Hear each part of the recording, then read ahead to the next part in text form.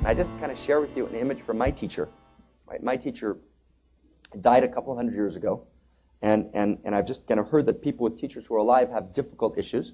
So I kind of chose a teacher who had died a couple hundred years ago. It just seemed easier. Was he 900 years old when he died? Because you guys got that one. 900. That's the Lao Tzu. That's the Lao Tzu. Oh, He right, wasn't.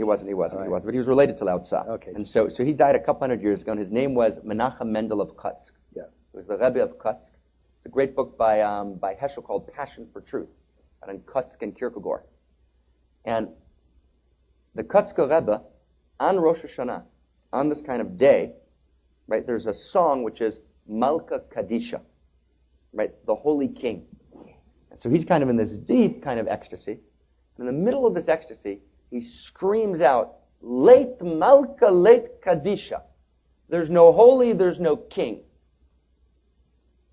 Leit Din, Leit Dayan. There's no judge, there's no judgment. In one version of the story, he then blows out the candles, which is a violation of the nomos of the law.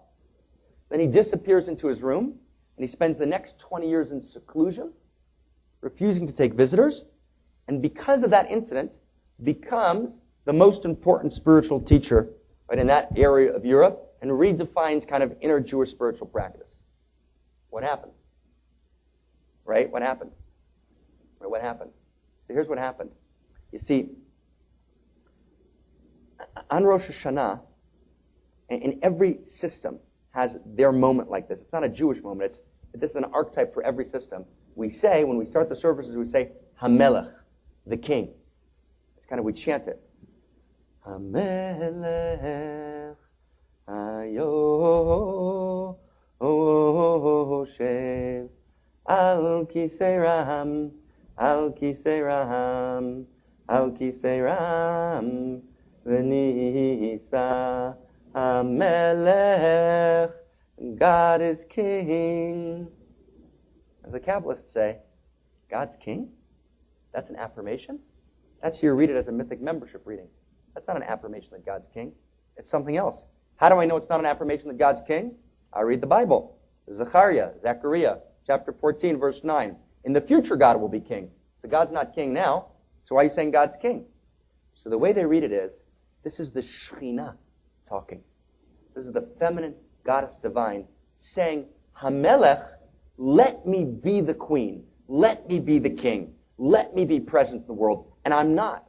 And I'm crying. And I'm in tears. And I need you to free me from my chains. And all the Kabbalists in the 17th and 18th century said, HaMelech means the verse in Song of Songs which says, the king bound in chains. And the whole point of the holiday then becomes to free the crying king from her chains and let spirit, right, be in world. Do you hear the shift?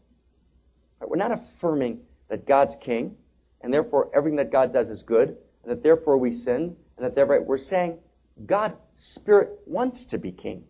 And spirit turns to us and says, please, I desperately implore you, let me be present. But if you don't let me be present, then I'm not present. And so we need a partnership.